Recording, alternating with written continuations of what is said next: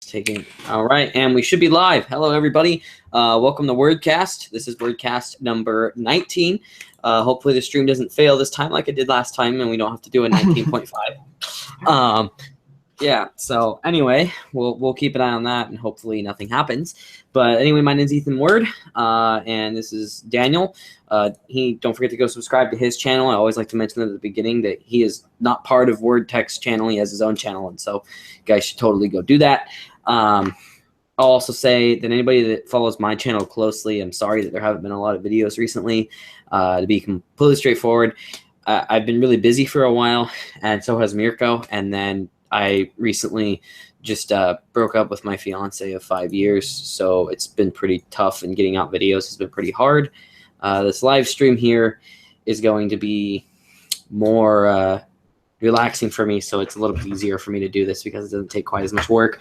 But you should start seeing content again soon. You know, and I'll have more time to do some content now, which is kind of an unfortunate way to put it, but it's the way it is, I guess. Yeah. So anyway, yeah, just wanted to mention that to any of the people that follow me closely that are watching. That's why you haven't seen videos recently, is because there's been a lot of stuff going on. So anyway, so Daniel, you can start with the first topic if you'd like. Okay, so first thing is AT&T has announced that they are launching the first 5G network. Only it's not 5G. Literally all of the tech that is in this network, T-Mobile already has as part of their LTE network. So what this is it's their 5G evolution network, which is essentially their like stepping stone from 4G LTE to 5G. It's literally LTE advanced. That's all it is. It's 4G LTE advanced. Every other company has a form of it. AT&T is just calling it 5G so that they can have the marketing buzz. It's absolute bullshit. Yeah, that's really dumb. The specifics of what this is that it's using 4x4 MIMO antennas and 256 QAM tuners. Literally both of those features T-Mobile has been using since last year.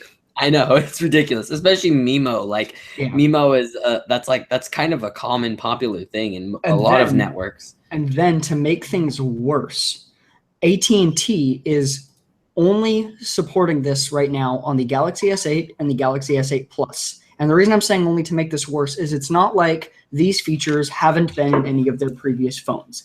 Literally all they would have to do, since they have the tech ready and launched and the software ready for all of this. The antennas are already ready in a lot of the hardware. Galaxy S7, you could literally just do a software update that enables some back-end stuff, and I guarantee you the changes wouldn't be all that significant because it's still Qualcomm, it's still pretty much the same exact hardware. It'd be a really small, quick update. Yeah, they could literally push it live right now, and everyone with an S7 could get that support as soon as this stuff is ready, except AT&T is just like, nah, buy our new phones. Yeah, exactly. Yeah, there's literally no reason. They're just forcing people to buy new phones, and I hate it when companies do stuff like that. For anyone watching, ignore any claims of actual 5G launching for consumers until at least 2019. 5G has not even been standardized yet. There is no actual 5G spec. So anyone that is claiming to launch anything 5G related is literally lying because there is no such thing as 5G as of right now. Well, the thing is, too, AT&T by doing this is going to cause everybody else to start lying about it. Not necessarily. I mean, at least I think that what's most likely to happen, T-Mobile has already been throwing some shade. I think that they could use this since it's just using tech that they've already had. I think that T-Mobile could use this as another point for their whole Un-carrier movement, saying, we're not going to lie to you. We have this tech in our LTE. It's literally the same thing AT&T is using in their 5G. Our 4G is better than their 5G because realistically, AT&T is claiming that this only doubles their speeds. Yeah, which is T-Mobile's LTE already gets way above double AT&T's in the right areas, or at least with the right phones. Yeah, well, like if you look at even an average, you know, if you look at a lot, like there are more times where T-Mobile will be faster than AT&T. Yeah, and 100%. There are more areas that AT&T will have coverage, but it's very rarely faster than T-Mobile. Yeah. And for now, knowing with the new purchase that T-Mobile made. Mm-hmm. But the other big thing with this, like, I would never be okay with them calling it 5G, but I wouldn't mind them coming out and saying, hey, they have this brand new thing if it actually used anything new. But the biggest problem is that it literally uses not one bit of new technology. Yeah, that's the problem. There's nothing new here, and that's like it's literally lying. They very easy. Well, not necessarily easily. They would have had to set up the towers for it, but they could have launched this, and this would have required the S8 and S8 Plus. But they could have launched this utilizing the new LTE U support, which is essentially using LTE over the 5 gigahertz, which is what your Wi-Fi goes over, spectrum, because 5 gigahertz spectrum does not require licensing. So anyone can use anything over it, which is why wireless routers use it. Same with 2.4 gigahertz. Right. 5 gigahertz unlicensed is something that T-Mobile has announced plans for using for a while ago. It's something that they're looking into. And I expect that we see every carrier utilize that because it's just going to allow for faster speeds. Yeah, totally. And even to this day, 5 gigahertz is congested nowhere near as much as 2.4. Yeah. And 5 gigahertz being a higher frequency has more overall bandwidth to be supported. Yeah. And so, I mean, it would have been nice if they at least tried something to actually make it new. It's a little bit annoying, and especially the biggest upgrade I'm seeing here is just the MIMO, multiple input, multiple output. Yeah. Which is like, just that's not a big deal. It's not a very complicated thing. Yeah. It was when it first came out. It was a big deal on even Wi-Fi routers, but now it's not a big thing. Yeah. T-Mobile and Sprint, I know for sure, and Verizon have all had LTE advanced since early last year. Yeah, and that's what they're calling it, LTEA. Yeah. Or something like that. For those that don't know, 5G. LTE literally stands for long-term evolution. The whole point of LTE was that it was a network type that would be able to take advantage of all of these types of upgrades. There's no point in calling it 5G evolution. When literally the whole idea behind the original LTE thing is the evolution. The whole idea is these things would happen someday. Yeah. It's just a marketing ploy, and it's a marketing ploy from AT&T that pisses me off. Yeah. I am so happy that T-Mobile is getting closer and closer to passing AT&T for number 2. I can't wait. Number 1's Verizon in America, right? Yes. Yeah. Okay. Verizon, AT&T, T-Mobile, and Sprint now. Just like 2 years ago, it was T-Mobile in 4th and Sprint in 3rd. Yeah. T-Mobile's already working hard on that. The thing, though, is that just raw coverage base, or is that no? That's subscriber numbers. Okay, so it has nothing to do with count biggest carrier in terms of subscriber numbers because that's money. I was gonna say AT&T might they might have better coverage than Verizon when it comes to actual just. No, you don't think so? No, I mean know for a fact worldwide, definitely, of course. Yeah, but I know enough about carriers from having worked at Sprint. Verizon has, in general, the best coverage. There are some areas currently where AT&T is the only one that has coverage because they were areas where there was only one spectrum licensing auction. Oh, right. They are the only ones with spectrum in the area. That being said, T-Mobile got spectrum in that auction to cover 100% of the country, so that's going to change. Yeah. No, T-Mobile is.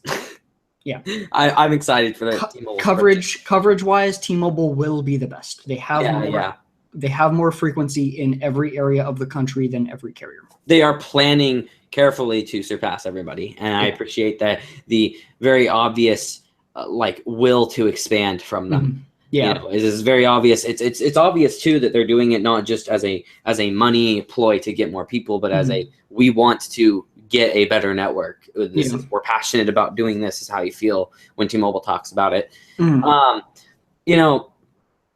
I'm excited to see what they do, and if you guys want to know a little bit more about the what T-Mobile purchased recently when it comes to Spectrum and stuff, you should totally go watch WordCast 18.5 because we talked about that a lot. A lot. Yeah. So yeah, net neutrality. Yeah, this is interesting. Yeah. I was looking into this today, and I was like, oh shit. So we have to start fighting for net neutrality again, and it's starting to get a little annoying. To me, honestly. Yeah. Because I don't think, the thing too is a lot of people that are against it because they think that it's not free market and stuff, but they don't understand. Is that it's free market for everything other than the industry that is already a monopoly.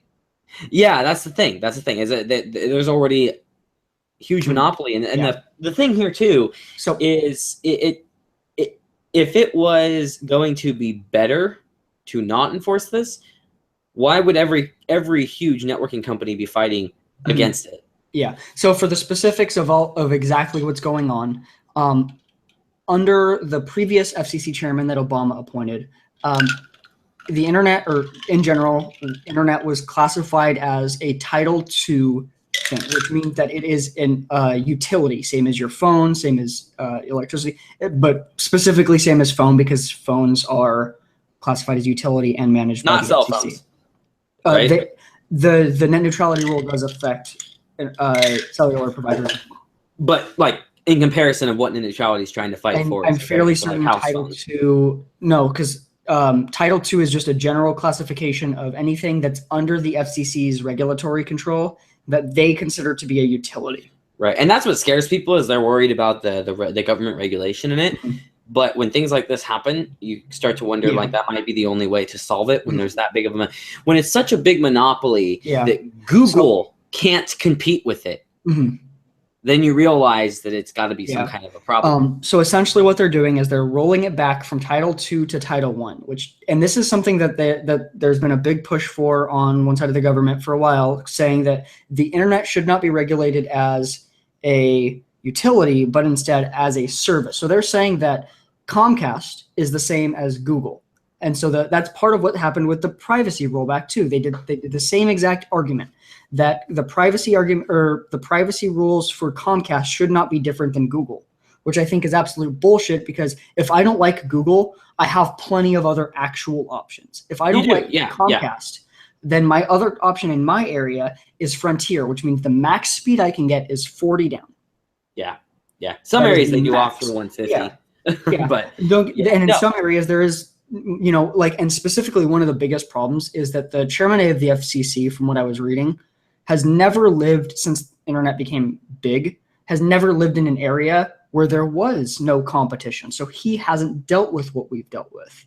In DC and some bigger areas like New York, there is quite a few options. And like in downtown for where we live in Portland, there's plenty of options. You can get gigabit from local ISPs. Well, even, my uncle lives not downtown, but he lives in Portland, and he has CenturyLink fiber run to him with gigabit. It's here at my house. Mm-hmm. I don't even know if we can get Frontier. I know we can get 5 megabit CenturyLink. Yeah. Or 10 megabit. I think it's 10 megabit. And I'm like, that's nothing. We're going to try and find out if we can get faster Frontier speeds. But it's like you're right. People haven't had to deal with paying, copious amounts of money for garbage. I mean, we're paying over $1 per megabit. Mm-hmm.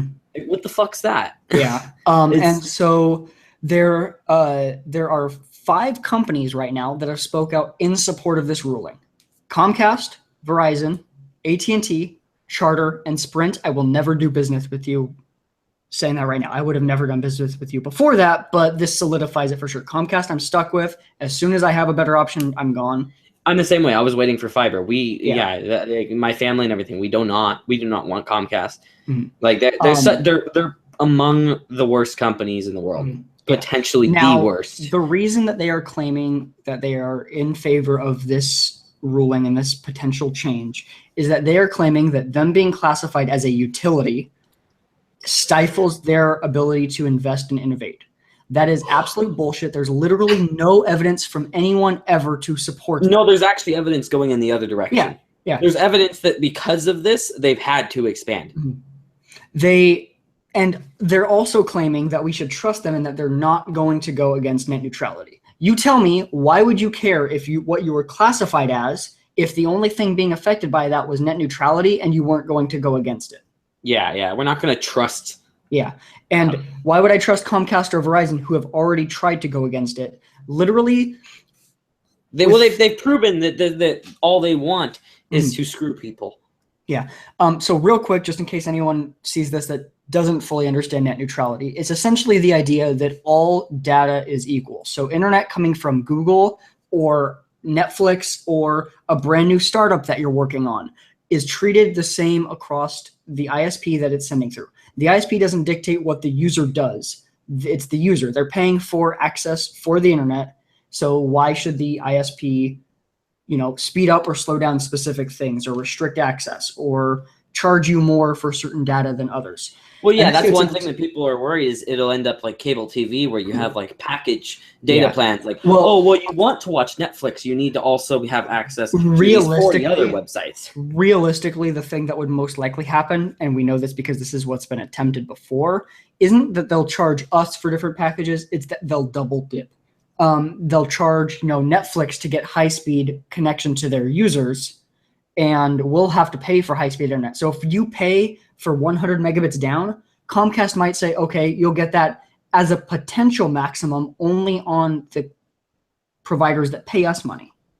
Yeah, right. Whereas if Netflix decided, no, we're not going to pay you, Comcast, all right, we'll slow you to 3 megs a second. Everybody's watching video in 144p. Yeah. And so they can, and this is a big thing. There's over 800 startups that have sent a letter to the FCC saying, if you kill net neutrality, you are killing our companies, because they are automatically at a severe disadvantage because they cannot afford to pay for the same speed rights or same access as someone like Netflix could.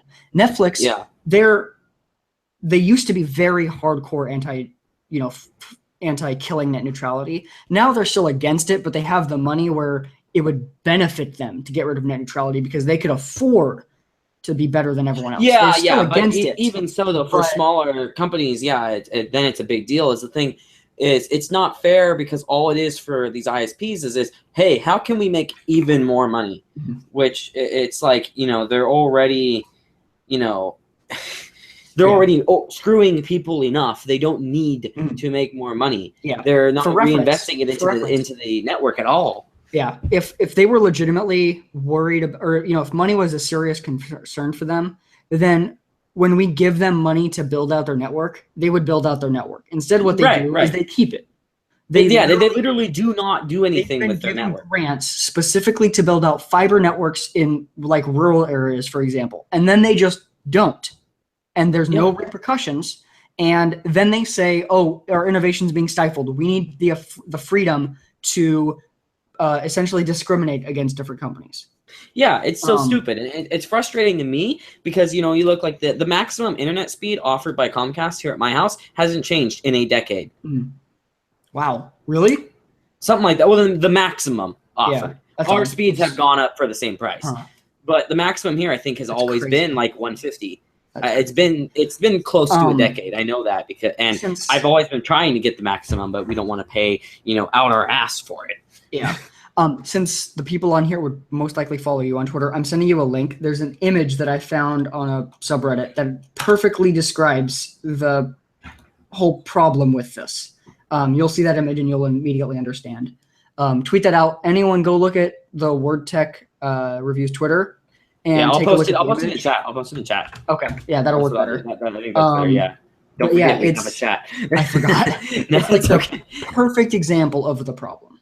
Yeah, it describes. Yeah, that's really good. I like that, and that's people need to understand this and understand what's going on because there's a lot of misinformation out there about it. I think, and a lot of people that I actually know are trying to side with the ISPs, and I'm like, do you not? Because they're like, well, it's a business and we need to support businesses, and I'm like, you don't understand though. This is actually a monopoly. Yeah, and that argument, it's a monopoly.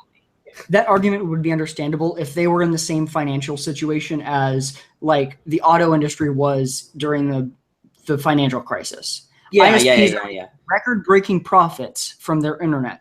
At this point, the only thing hurting profits from ISPs is the fact that they still focus so much on cable rather than streaming services, and they're losing cable subscribers. Yeah, right, exactly. And they're not willing to move on either. That's one of the things that pisses me off is they need to reinvest into our into the infrastructure because there's no reason that other countries should have faster internet than us. We literally invented the internet. Like at that point it's like why is there not gigabit offered at my house right now? That's my thing. It's like what the fuck. It's the same thing with like our country using entirely renewable energy. We could do it if the people that needed to just put in the money. That's literally all there is to it. Everyone in the country could have gigabit. It could have been done 5 years ago. Everybody could literally have gigabit up and down. And oh man, I would love to have gigabit. So for anyone watching this that wants to help with the situation for net neutrality, few things you need to do. For one, call your representatives, your congressmen. It doesn't matter if you're a Democrat and they're a Republican, if you're a Republican and they're a Democrat, if you're an independent. It does not matter what you are, what they are. Call them and tell them that you support net neutrality and you want them to push back against this. That will help. It's helped before. It'll help again. Also, though, keep an eye on the news about net neutrality, even if it's just looking it up once a week. Right now, I don't think it's open, but there will be a comment period with anything that big that the FCC does. They have to open up a comment period. Flood them with, like, get everyone you know to send them messages in support of net neutrality. That's what we had to do with, I think it was SOPA and PIPA a few years ago, the massive privacy bills. And it worked. We fought back. This is going to be an even bigger fight. It's a much more important fight, and everyone's got to get involved. This is essentially fucking over everyone that is not an ISP. Yeah, that's the thing. It ruins it for businesses. It ruins it for small businesses. It can ruin it for some big businesses. Yeah. And it at least makes it harder for a lot of them. Worst case scenario for big businesses, they are taking a profit hit. Yeah, that's what's right, exactly. Even if they can afford it, it's still hurting their profits. Yeah. And it's bad for the consumer because you're going to have to probably pay more. I mean, they could potentially do internet packages. Like, that could be a thing. They would allow them to regulate the internet to the point of creating, like I said, like packages like, oh, you want Netflix? Well, you've also got to pay for access to these other 60 websites in a package deal that costs you $60 a month. Yeah, and even if they don't go that extreme, they could offer things like cellular providers are doing, where they offer a maximum download speed on certain content. So they could say, you pay us, $50 a month for 100 megabits down, but for video, you're capped at 480p streaming. Yeah, unless you pay more. Yeah. And which is for understandable on a mobile network, though. Yeah, because their infrastructure is a lot more complicated, and it already is actually being innovated on, actually being pushed because there's competition, and it's actually, a lot of the times at close to its limit. Yeah. Whereas this stuff, Comcast stuff, just sits around and does nothing. And like, we have business class here, which we hoped would be more reliable because we had so many reliability issues with Comcast here, right? And they're like, well, dedicated line, which was the first thing I thought was, the fuck does that mean? You didn't run a new line in my house from anything. What the fuck do you mean dedicated line? But anyway, second thing is, so we have worse speeds and we pay more money for it because we were hoping for better reliability because there are businesses run from here. And I'm like, all of a sudden realizing that it's not been any more reliable. Yeah. And what's even worse is every time the internet does go down here, it goes down and then it goes up and down and up and down and up and down for like 24 hours. Because I don't know if some freaking dipshit sitting there unplugging and plugging back in an Ethernet cable for fun or something or whatever, but it's annoying. Like, a tree will fall over and then our internet will be on for like 5 minutes and then off. And then on for like 5 minutes. It's not like slowed down. It's not like it's on for 5 minutes, but it's clearly really slow and still be full speed ahead, no problems at all whatsoever. And then it's done again. And I'm like, why are they turning things on and off or plugging things in and out? They should shut it down, repair, plug everything back in, restart, and it should be good to go. It should be an hour and it's back up to normal. Why is it restarting repeatedly? I don't understand. And that's just an example of why we've been so frustrated with the business class internet here. Is we were hoping it would be better, and it hasn't been. It's been garbage. Yeah. For reference on House, just completely, I want to say moronic, but I know he's not stupid. I know he doesn't actually believe this, and he's just corrupt. The chairman of the FCC literally said this. When is throttling harmful to consumers?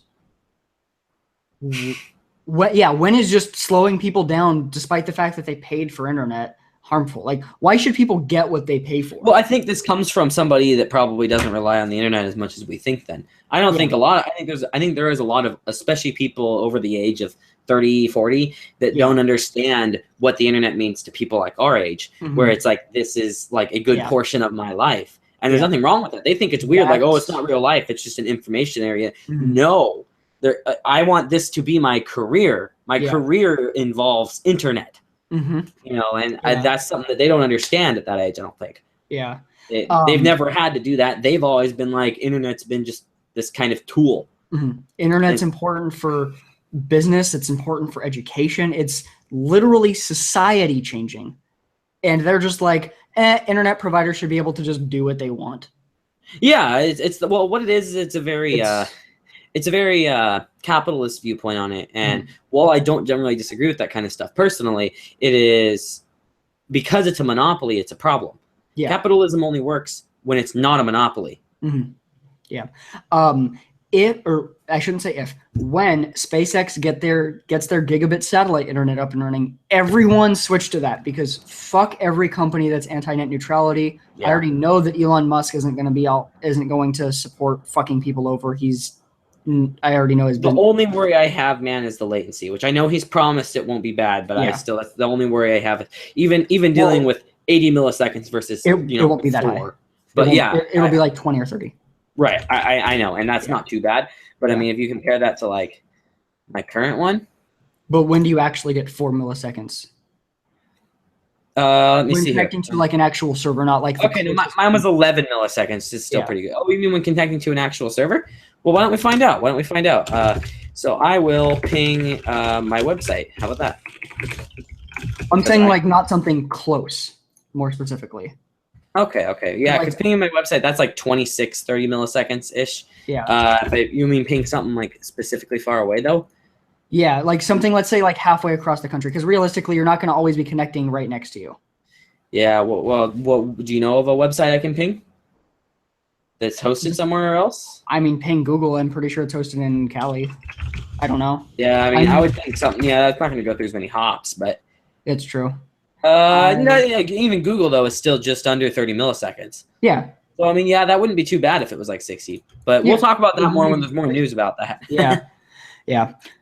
Next topic. The next couple we can go through pretty. Uber has been fucking everything up. Yeah. They keep making mistakes. First, they have the Hell program. So for those that don't know, Uber's software for tracking riders, or for drivers, is called Heaven. And they were running something in secret called Hell, which was a way to track people that did Uber and Lyft. And then they were... Like drove for both? Yes. And then they were intentionally pushing more rides to the people that also did Lyft, and then also offering them more money per ride to try and get them to stop to fuck over Lyft.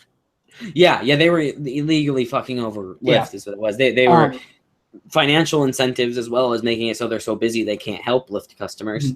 Yeah. And then now Tim Cook nearly pulled the app from the App Store because they were breaking iOS rules.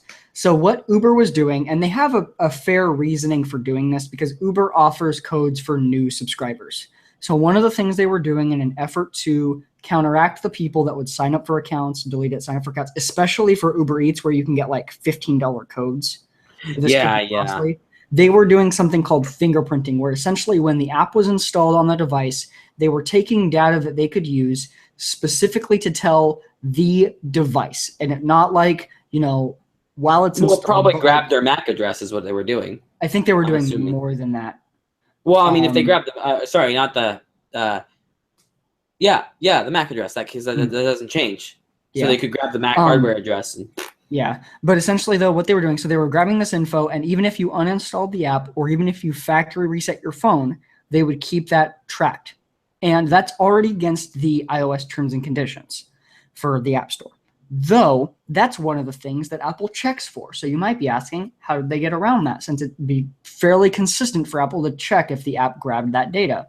Yeah. Well, what Uber did was they initiated a geofence around Apple's headquarters and disabled that functionality. Explain to them what a geofence is. Huh? Oh, it's essentially they're using software to create like a line around their headquarters, and anyone within that area would not be affected by this.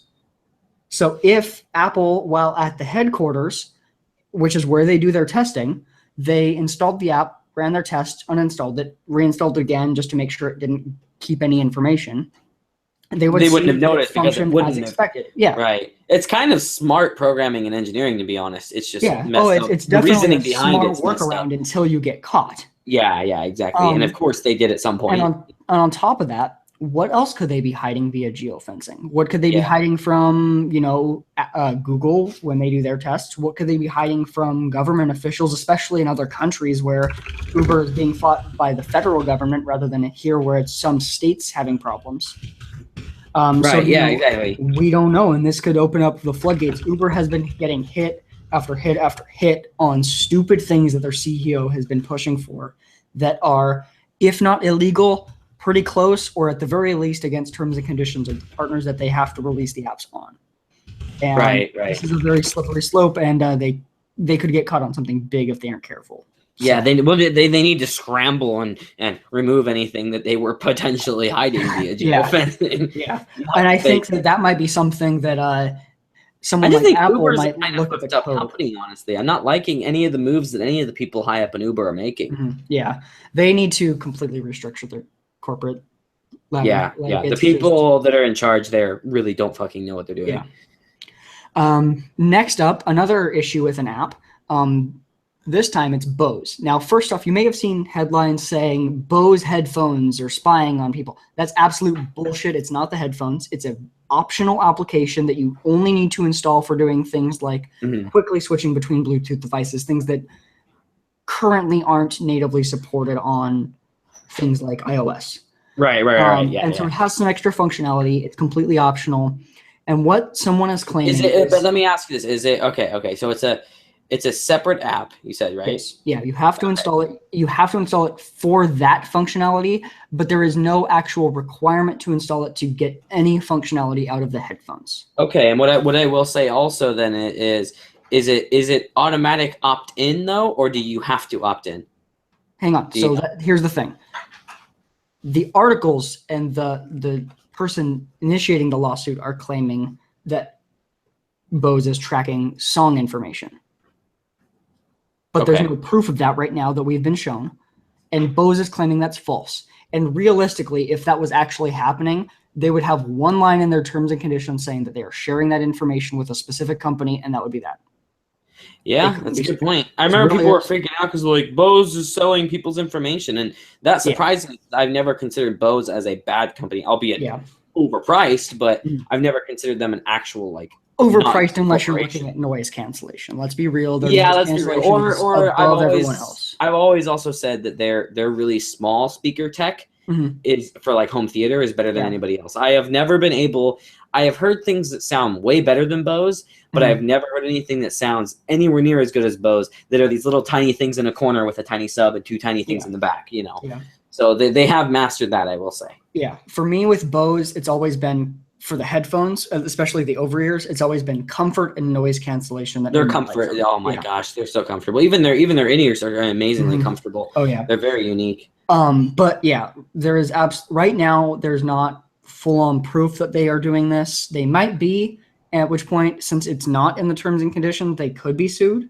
But I feel like if Bose was actually at fault for this, and there was actual evidence that they were at fault for this, they wouldn't say they aren't. They would try and settle. And that's not what they're doing. They're planning on fighting this in court, claiming that it's a false accusation. So we'll see how this plays out. But even then, it's not that's the main reason I wanted to talk about this, is because I see so many articles saying that the headphones were spying on people. Which doesn't even make sense. If they're spying on you, it's not the headphones, because the headphones don't have their own internet connection. Yeah, the headphones aren't going to be. That's not something you can really they send program into back to Bose from some wired or from some Bluetooth headphones? Yeah, I mean, even then the argument there is, well, it's connected to your phone, but that's not how Bluetooth audio works. Yeah. So. Yeah. Yeah, that's really it. Those articles are stupid. I think the only one I've seen that I've looked at that was correct is The Verge. They specifically said the Bose Connect app is sharing private listening data, claims lawsuit. That was the title. Excellent title, very accurate. Fuck everyone that tried to say it was the headphones. That's it. Okay, next topic I'm very excited for, even though too. You're the one that actually added it. So there are 2 new monitors out from Acer under their Predator line. There is a 4K HDR G-Sync 144 Hz monitor. That has built-in Tobii eye tracking. Yes. And a 27-inch. Okay, yeah. Curved 27. Okay, it's not an ultra-wide. No. It's a curved 27-inch. I thought it was an ultra-wide because I saw a curve. It's a curved 27-inch 2560 by 1440 monitor that can be overclocked all the way up to 165 hertz. That has G-Sync and Tobii eye tracking. HDR. Oh, and yes, and and both of these monitors also support NVIDIA's ultra-low motion blur tech. That's really cool. Okay, that is a really cool thing. Do we have any pricing yet? No, we don't. We should expect that soon. I'm expecting the 4K one to be over $1,000, and I'm expecting the 1440p one to be, my guess is $650. I think 2,000 on the dot for the 4K. No way. No way. With HDR monitors are already really expensive. That's because current HDR monitors aren't gaming monitors. Current HDR monitors are okay. They're professional market. Are okay. professional HDR10 with very specific, having to come, ready for proper calibration. Like okay, that's a good point. Yeah. This Okay. is a gaming monitor. One thing too, I think people have trouble understanding when it comes to professional grade gear. That's always like, well, that's so overpriced. Like even sometimes with, NVIDIA, they'll use the exact same GPU in a Quadro and just throw some more VRAM and charge twice as much. What people don't understand though is when companies buy these things, they oftentimes buy in bulk. And then they get discounts for buying in bulk. Yeah. So a lot of times, it might be a $2,000 monitor if you go buy one as a consumer off Newegg. But when you buy 300 of them for Blizzard's workforce, they equate to, like 1,200 a monitor or something like that. And on top of that, anything that's used for professional work, especially for internal hardware, but even then for monitors and stuff, there is extra validation that goes into them because let's say as well as better warranty support. Yeah, let's just say for a monitor, let's say you're working and you only have one HDR monitor and you're working for a movie company. You need to master something in HDR. You're the guy that's doing the final work on that. Well, your monitor dies because it wasn't properly validated and it was just it's a little bit more likely to die if it's a not validated monitor than a validated one. Yeah. Let's say you have some issue where the HDMI port goes haywire or a driver update breaks something or blah, blah, blah, blah, blah, all these different issues. And all of a sudden you can't work and something that you were working on gets delayed and it was a massive, $1 million movie project or something. Whoops.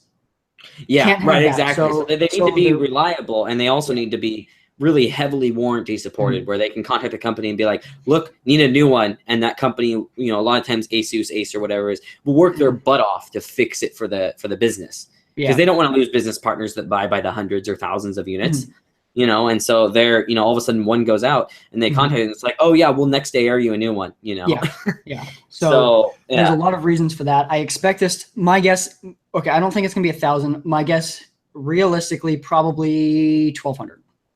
Yeah, I think that's about acceptable. On par with some of the 1440p super high-end ultra wides that have G-Sync and all this other stuff. I think any higher than 1,500 and that would ruin it completely. Yeah. Some other things about this monitor that are very impressive. So for one, it's based off of quantum dot, which is nice. That's and then this is the one thing though that looking at it, I think could theoretically drive up the price. I think Acer would be stupid to do it, and that's why I'm thinking 1,200. For reference, I want to explain what this is first for LED backlighting. So with the way LCD TVs work, or LED LCD TVs, is that they have the pixels, and the pixels have, the color activate, but they aren't actually individually lit. That's where transparent OLED come into play. Yeah. I explain it to people like it's like a transparent piece of paper or something, and then you have to shine light through it to see. Yeah. And so for example, my 4K TV, one of the advertised features was that it had 64 LED backlight zones, which for a regular TV is pretty good. For HDR, you need really high contrast, which means you need a lot of light. So with this monitor, it has 384 individually controlled LED zones for that much. I mean, the contrast can change by a lot in every area. What it is when we say LED zones, I want to make sure people understand, is what we mean is areas of the monitor that can be lit up separately from everything else. And so when he says, like, if it had 4 zones, that'd be terrible. But if it had 4 zones, it'd be like 1, 2, 3, 4. The brightness of these 4 zones can be controlled separately. Whereas this has 384 zones that their brightness can be controlled separately. So they can actually turn the LEDs completely off in a specific area where it's supposed to be black. Think of it as if you grabbed like a really big piece of paper and drew something on it. And then on the other side, and like on one side of the paper, you had a whole bunch of lights so that you could make one area really bright and really dark, even if you just used, just general colors. You could change things. And this is essentially 384 LEDs behind it so that you can light up on a small monitor. Yeah, on a 27-inch monitor. It's a big deal. It's a really big deal, I think. You know what I'm still frustrated? You know what I've been wanting Acer to do? What? I don't know. I think we have the display interface for it now. DisplayPort 2.0 can handle it. It's not called DisplayPort 2.0, is it? I don't think so. I messed up that. My bad. It's DP 1.4. Or 1.5 or 1.4, something like that. 1.4A, I think it is, or something. I don't know. Anyway, I would like to see a 4K ultra wide. I mean, they have that 38-inch. Is it a 4K? Yeah, it's the vertical resolution of 4K and the horizontal resolution of a ultra wide, wider. It's a 38-inch. It's like $1,800 or something from LG. Oh, I don't think I'd seen that, because if you look at the actual like resolution specifications, is if you're looking at actual like ultra wide, ultra high definition, it's 5120 by 2160. It's 11 million pixels. Yeah, let me pull this one up. I think this is I'm interested in what this. I'm looking at. This was a while ago. It was announced. Okay, so it's not exactly there. It's close. It's 1600p vertically. Okay. So. Okay, so it's better, but still not yet. No 4K ultra wide that I've seen. But then again, I mean, realistically, since I'm a gamer, and I mean, I do editing, but I primarily want a monitor for, quality gaming, because I can edit on a gaming monitor. Anyway, point is, as a gamer, I want something that I can realistically drive, I suppose, too. And that I think that's one thing that's really hard for monitor companies is understanding not just how niche that monitor might be for the people that can, or for the people that have the power to drive it. It's still a lot of money. It's still something they might not care about that much. Yeah. But then you also have the fact that like 95% or more of people out there don't have the horsepower to actually drive, like a 4K at 144 hertz. Yeah. Though one thing I think, and this is just in general, that I prefer with 4K over like 1440p, and why I would prefer a 4K ultra wide, even though gaming wise, I would not game in 4K ultra wide. Yeah, you just game in 1440 ultra wide. Well, I would scaling down to 1080p. That way it's a clean scale. Yeah, good point. Because like for 1440 is in the middle. I know. Yeah, it's not. So let's say you have a 1440p ultra wide and you can't run that. Scaling down to 1080 is not going to be exact. If you wanted to exactly do it where it properly lines up, that would be scaling all the way down to 720. Yeah, which was so. That's why that's where I think a 4K like workstation monitor for the modern gaming YouTuber. A 4K monitor that has the color accuracy for content creation, but then hopefully can like use 1080p ultra wide gaming. I'd like 100 hertz 4K ultra wide HDR. Yeah, OLED G-Sync, everything. Everything. No, but G-Sync, yeah, I'd like that too. I think for me personally, from the testing I've done, 100 hertz is where it's like, well, I can tell the difference between 100 and 120 and 100 and 144. But it gets less and less after 100. But the difference is still pretty drastic, even going from 75 to 100. You know what I'm saying? Yeah. Yeah. And for those might be wondering why anyone would give any care about eye tracking, especially for people that are into like esports, you'd be amazed what just having extra data can do, especially if you're getting into like pro level or like, let's say you're playing Overwatch and you're getting into like Grandmaster and trying to improve still. Things like being able to track, because I've seen how the software works. You can actually see exactly where it shows that you were looking at. And so that type of tracking can maybe help you course correct on smaller issues that you might not have noticed. So there's a lot of different things with that. And there's also games that can support eye tracking. So if you don't have, VR, you might be able to play a game where if you look to the left, it actually turns the camera a little bit so that it kind of lines up better. So it's interesting. There's a lot. I think there's things that could be branched out more. It just needs to be more monitors for developers to pay attention to it. Yeah. And Acer seems to be the one doing the big push because they have that giant, like $9,000 in my opinion, Acer has passed Asus in monitor manufacturing as of the last year or two. Yeah, no, especially for the mainstream market. Maybe not the professional market. I think Asus probably still has that in wraps. But after the Asus, I can't remember the name. The 144 Hz TN ROG came out. Swift. So yeah, the Swift. After the Swift, Asus kind of iterated on that a little bit, but Acer all of a sudden went bloop bloop. Yeah, and I mean, Acer's been pushing hard to get into from the consumer side being like Apple, and then from the gaming side being like Asus, or even better than that, because like we'll talk about with the next topic. They have a gaming laptop that's just slightly thicker than a Blade with realistically quite a bit more functionality, or at least better features. Yeah, it's really, it's definitely more upgradable, so to speak, like more configurable, I should say. I'm not sure how upgradable it is actually. Yeah, but Acer's just, in my opinion, they've been doing a pretty fantastic job. Soon, later this year, they'll be releasing, I think, and it's initially going to be for developers, but something similar to the Microsoft HoloLens. They're going to be releasing a mixed reality headset. They showed this off at an event today. I didn't look into it too much because it was very early details. But yeah, like they're doing a lot of work in a ton of different markets, and they're doing a pretty damn good job in all of them. It's not like they're spreading themselves too thin like Samsung is, where Samsung does excellent in, chip manufacturing, and then they blow up washing machines. Yeah, exactly. So yeah, they're being smart about it. Yeah, really good. Yeah. Yep. So let's talk about this. The Triton 700 laptop. So it has Kaby Lake CPUs.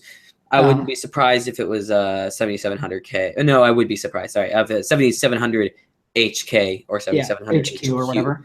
Yeah, one or the other. For 10 series, my guess, based on the thickness, is a 1060.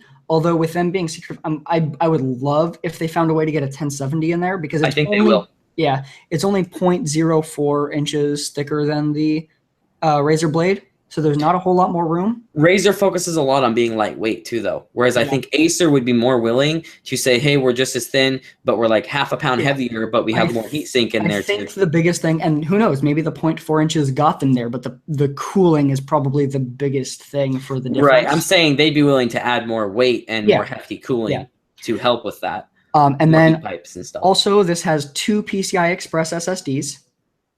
It has up to 32 gigs of RAM. DDR4 which is a RAM. lot for that thin of a laptop in comparison to anything else in the market, really. Yeah. Now, the display, some people won't like this. It's only a 1080p display.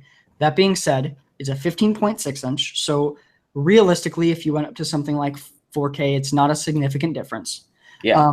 And then, though, also, I feel like for me, I would rather see in this type of display a better 1080p display, like a better quality, better color accuracy, that type of thing, just an overall better quality display in 1080p than a pretty good 4K. Yeah, I totally agree with that. And I also feel like, generally speaking, when it comes to laptops, unless it's something like my monstrous Sager over here, I feel that it's better to go with 1080p because, well, first off, you don't notice the differences as much. In fact, I feel like 1440p is enough for a 17-inch. 1080p is enough for like a 13-inch. You still have to use scaling on like a 13-inch with 1080p. But also, laptops tend to not have as much power, and power efficiency is part of the thing, especially on one that's designed to be more portable. And that's one thing that Razer's actually, especially with like the Blade Stealth, but even the rest of the Blade lineup has gotten some criticism on, is the display is beautiful, but you get an extra 2 hours on the 1080p model or whatever, right? And I think it's really smart for Acer to be going with this because they can either A, use a smaller battery, more heat pipes in a 1070, or B, use a 1060 and less heat pipes but a bigger battery. And either way, they're going to get either the same or better battery life than, say, like a Blade. So I personally think it's a really smart decision to go with 1080p on that size. And also the fact is, since laptops aren't as powerful, it's harder to push things like 4K. And a lot of people that have 4K capable 4K screens on their laptops, I mean, unless you're doing like, just browsing and watching, you're a movie buff or something. But I mean, people that game on their laptops, it's like people feel like it's pointless. Yeah. Some other things with this laptop. One nice thing is that while it has the chiclet style keycaps, it is mechanical switches, both That's better for longevity and feel. And then the weirdest thing, I want everyone to look up this laptop just because it's so odd, but I completely understand what they were doing as far as hardware placement. They've done this before and everything. Yeah. They put the trackpad above the keyboard.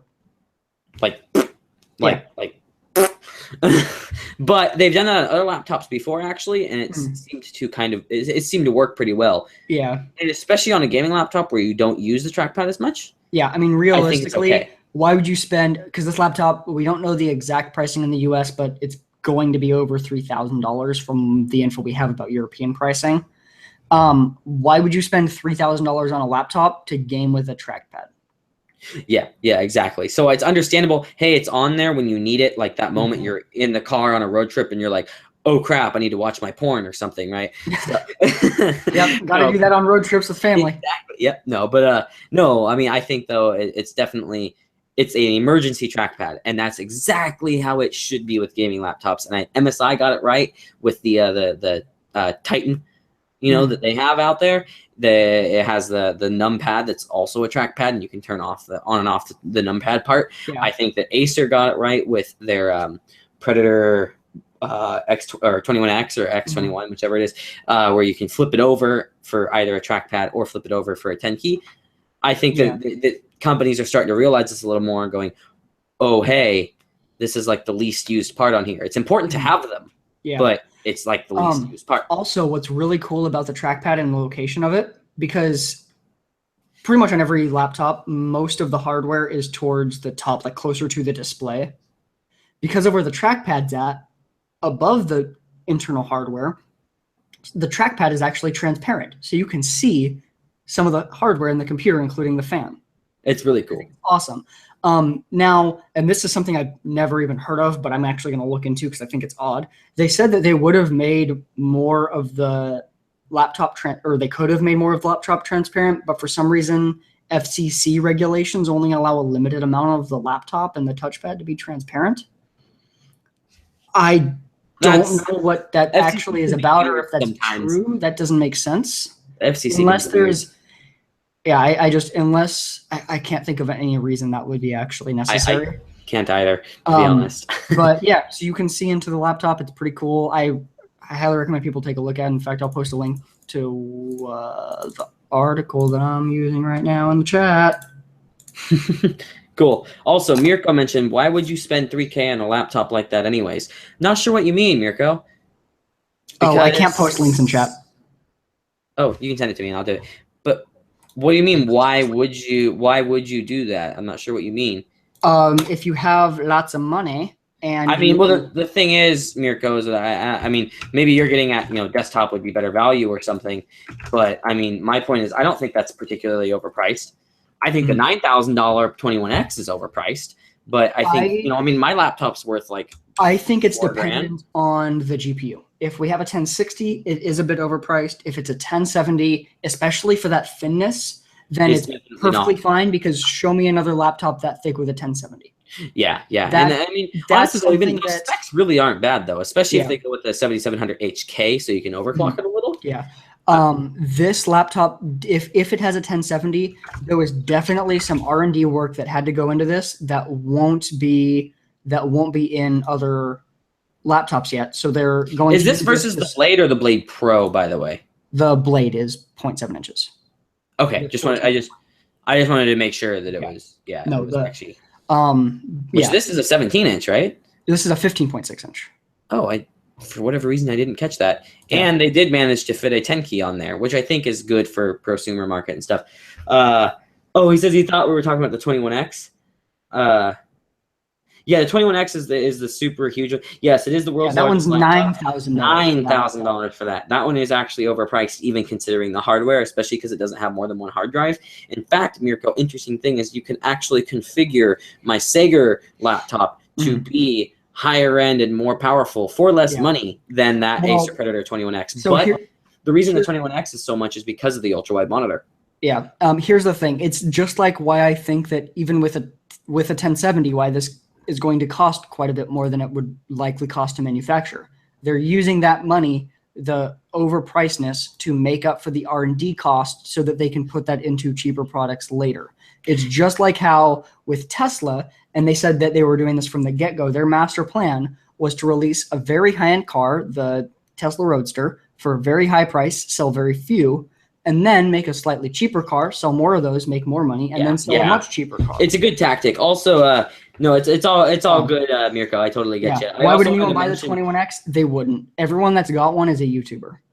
Yeah, that's kind of what it is. Yeah, it's a feat of engineering is what it is. But in the reality, it's really not a feat of engineering, because I feel like, dual 1080s, 4 PCI Express NVMe slots when they should have clearly done 2 with another hard drive.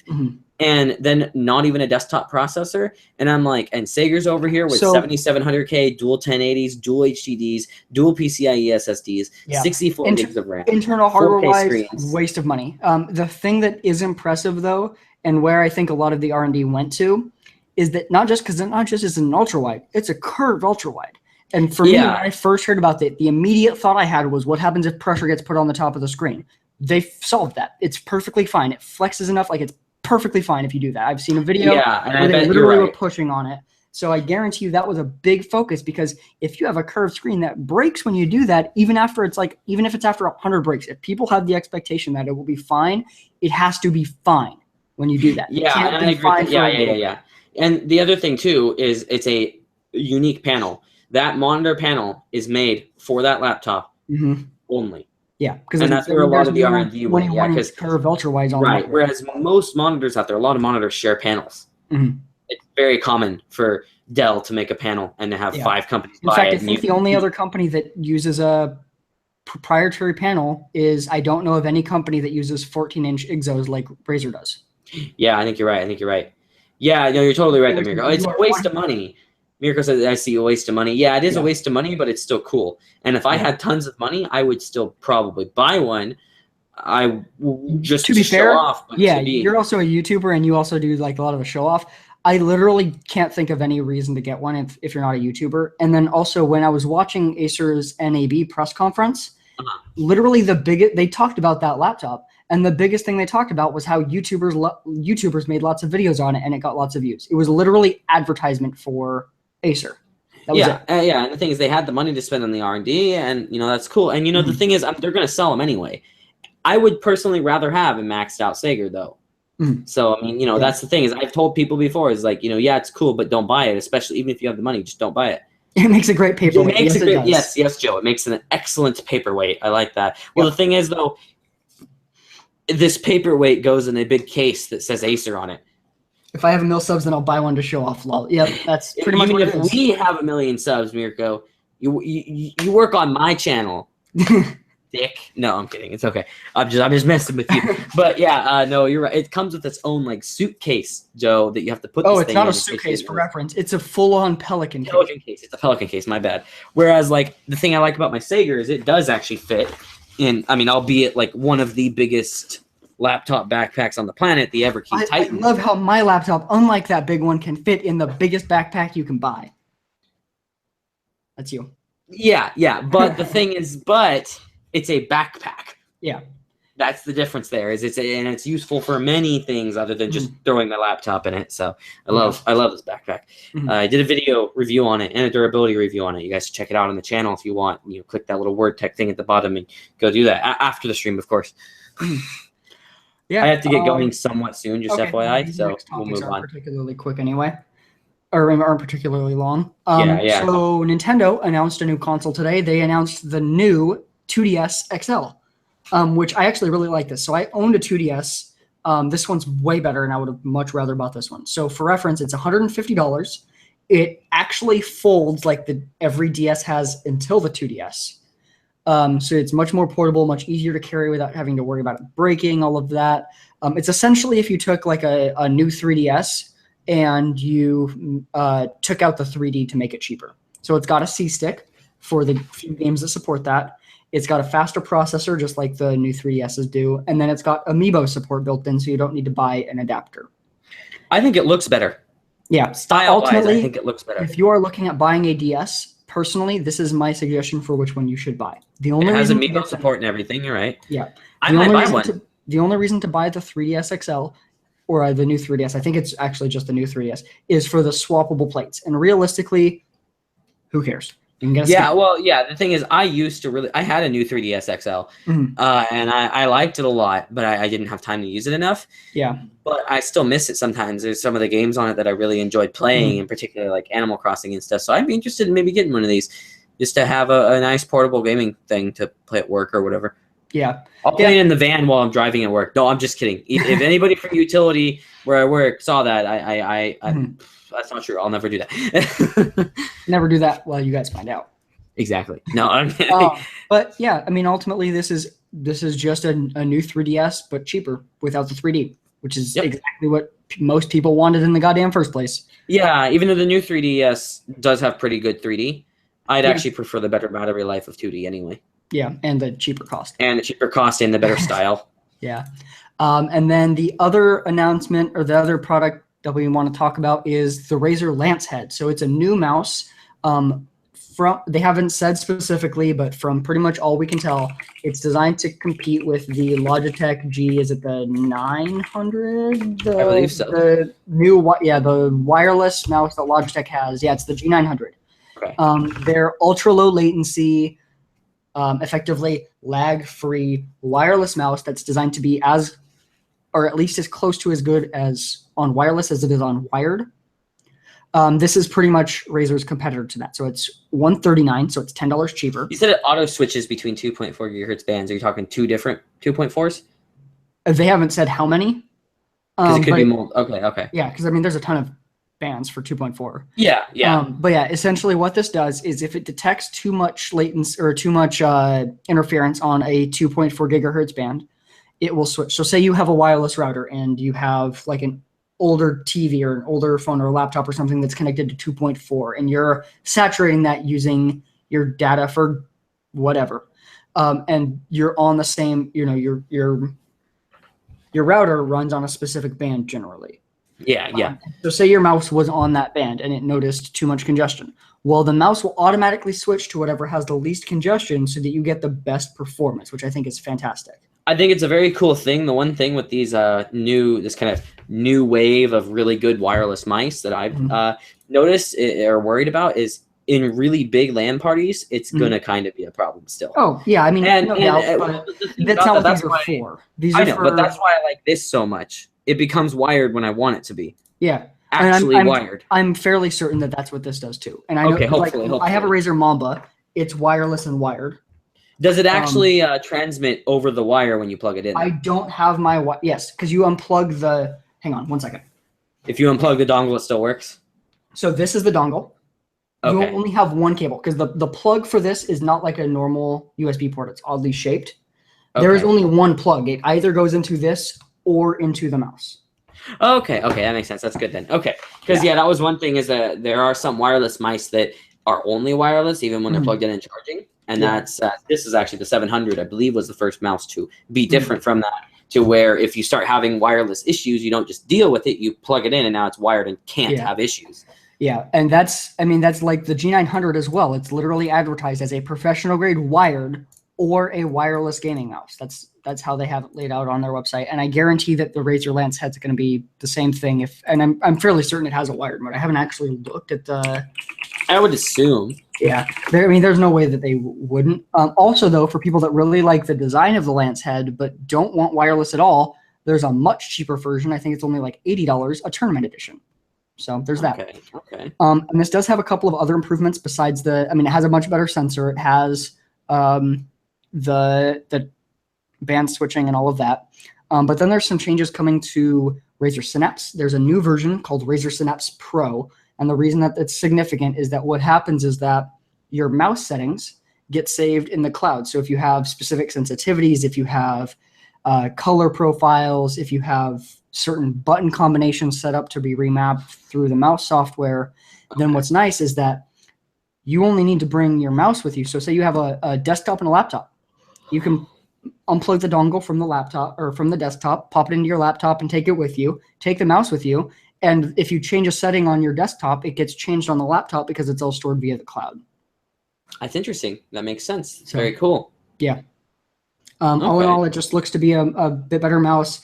One of the nicest changes, one of the things I hate most about Razer mice, everyone that I've used so far, is that it might be really hard to tell on camera, but the side grip right here is a really bad material. Like it's a rubbery material, which would be fine feeling wise, but because of the way they have it laid out in like a honeycomb design, the little gaps in between the little honeycomb design can get really like dirty sometimes. It naturally builds up anything that's like, unless your hands are clean 100% of the time, it will build up on this. Like unless they're perfectly clean, nothing at all, ever, no grease, no nothing. Right. I guess, yeah. And these things get gunky and they're extremely hard to clean. And so the design is different on this, which I hope that is a design change that moves forward with all of Razer's products, because that will be a small thing, but it'll be something that could improve their entire lineup slightly. So yeah. I think it's a good idea. I want currently I think that right now the mice to go with are Logitech, 100%. I think so too. But Razer's been trying though to actually make it nice. I want more competition in the PC hardware industry. Pretty much, unless it's Logitech, most of the mice are just cheap ass ones. Even the expensive ones aren't that great. Yeah, well, I would say some of the stuff from like Rocat are pretty good. Or Rocket. Yeah, some of them in particular. Yeah. And like Myonix makes some okay stuff. But yeah, but if you buy Logitech, generally Logitech, you're getting a really good mouse. Yeah, they really have the mouse market. Yeah. Whereas if you buy Razer currently, you're getting a mouse. A really good looking mouse, actually, generally. Yeah, a good looking mouse, most likely with chroma. But a mouse. For most people, good looking is a lower priority thing for their mouse rather than ergonomics and performance. So this mouse should have the performance, and it's much more accurate than most of their mice, which is fantastic. Yeah, right. And so, I mean, this could be a step in the direction towards properly competing with Logitech. Indeed, it's just hard for them, I think, because Logitech has so many different levels of the market, too. I mean, they have everything ranging from, let me see what their really cheap one is. I can't remember the actual price of it. The like G302 and stuff, they start at like $40. And in fact, you can get the G602, the wireless gaming mouse, one of their good wireless ones, for $40. Yeah, and it has the longest battery life of any wireless gaming mouse out there, period. Yeah, and I mean, Logitech is just in a position where their mice tech is so much better company-wide. Like, they have the best gaming mouse for wireless gaming mouse right now, the G900. By far the best on the market because of the sensor for reference. For FPS, wireless, I prefer this for some other style of games. Well, feel-wise is one thing. But I'm saying sensor tech-wise, the G900, its sensor is faster than any other mice by such a significant amount that it makes up for the already reduced lag of the wireless, so that, because I didn't believe this when that mouse first came out, that it was actually faster than some wired mice.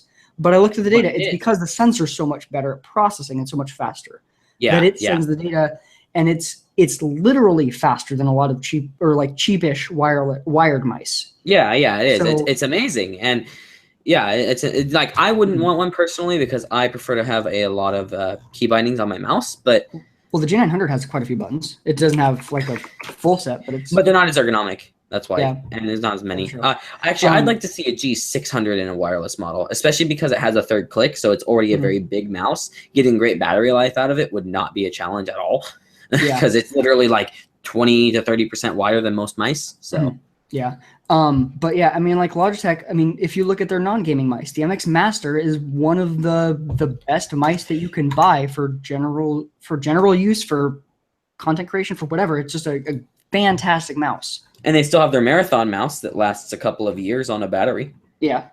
You know, and stuff like that. They have a lot of different options. And I mean, if you want the little trackball mice, they have those. They still have those, yeah. And some people do like those. And there are times that I've kind of liked those. For like 5 seconds. And then you want to use a good mouse. Yeah. They're okay for some things, is what I'll say. Yeah. But they're not accurate enough. Anyway, yeah. So I think that's it. That's all we have for today. So probably get going here pretty quick. I just wanted to tell everybody thank you very much for watching. Don't forget to subscribe to me, subscribe to his channel. Again, link in the description. Check out our Minecraft servers if you'd like, and play with us, because I'm going to start playing on those more. Did something happen? Reddit is down. Really? Yeah, Reddit is down for maintenance. Serious? Yeah. Wow. Interesting. While we're talking about Reddit, I'm just going to quick blurb this out. Reddit is getting rid of CSS, for anyone that's wondering. So that's going to change quite a lot of how desktop Reddit works and how subreddits work. Fun times. Reddit. A lot of Reddit users are pissed. Yeah, that's kind of not good. Yeah. Well, anyway, everybody, though, thank you for watching. I'll have a channel update video soon out explaining more details of everything that's been going on with my life in the channel. But you should start to see videos again here soon. And just a little teaser is we do have quite a few different Roswell stuff coming to you guys, and one in particular that I'm very excited for. So anyway, thank you, everybody, for watching. I'm going to go ahead and stop the stream.